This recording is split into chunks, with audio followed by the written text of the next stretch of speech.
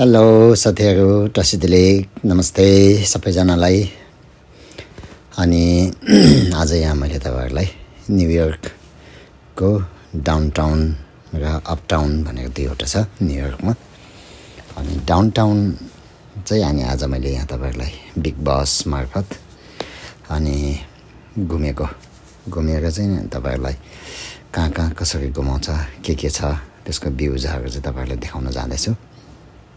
अनि कहाँबाट स्टार्ट हुन्छ अनि कसरी चढ्ने भनेर यहाँ देखाउँदैछु। तपाईहरुले नि मनोरञ्जन गरिदिनुस् हेरेर।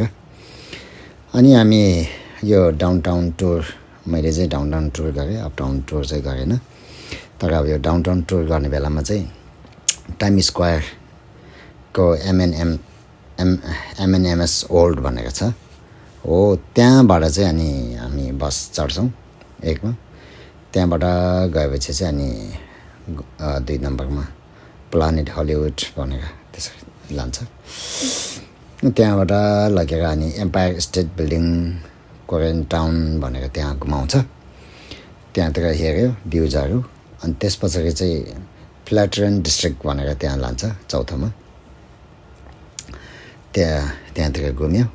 अनि त्यसपछि चाहिँ सोहो भनेर हो, सोहोमा लान्छ र त्यहाँ तपाईले चाह्यो भने त्यहाँ जगेर घुमेर फेरि अर्को बस टाइममा आइरहन्छ, त्यसमा चढेर जान पाउनुहुन्छ है। फेरि त्यहाँ जाने बित्तिकै त्यही बसमै सुई घुम्नुपर्छ भन्ने छैन। मैले यहाँ तपाईहरुलाई थोरै भ्यूज अलिअलि मात्रै देखाएको छु अनि बसभित्र जानेको। अनि त्यहाँ त्यो ठाउँमा जगेर तपाईले हेर्न सक्नुहुन्छ।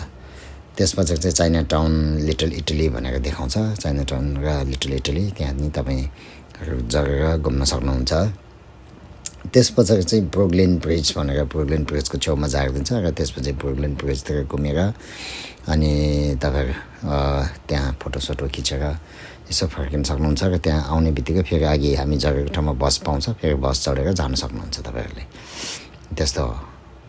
अनि त्यहाँबाट चाहिँ तपाईहरुले फेरि वाल स्ट्रिट स्ट्याचु अफ लिबर्टीको जाने बाटोको छेउमा पुग्छ र त्यहाँ घुम्न सक्नुहुन्छ। त्यसपछि ट्रिनिटी चर्चहरू घुम्न सक्नुहुन्छ। त्यहाँ नि भ्यायो भने चाहिँ सक्नुहुन्छ भयो भने। अनि त्यसपछि ओल्ड ट्रेड सेन्टरको छेउमा पुग्छ र त्यहाँतिर नि तपाईले घुम्न सक्नुहुन्छ। निस्केर माथि ओल्ड ट्रेड सेन्टरतिर घुमेर आउन सक्नुहुन्छ। त्यसपछि चाहिँ चल्सी पायर 57 भनेर 11 नम्बरमा त्यहाँ पुग्छ।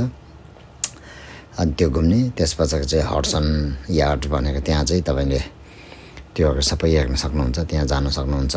अनि एज पनि त्यहाँ छ, एज पनि त्यहाँनिर पुग्छ। अनि त्यसपछि चाहिँ तपाईले सर्कल लाइन साइट सिइङ गरेर अन्तमा अनि लास्टमा फेरि टाइम स्क्वायरमा चाहिँ तपाईहरुलाई पुर्याएर झारिदिन्छ। धन्यवाद।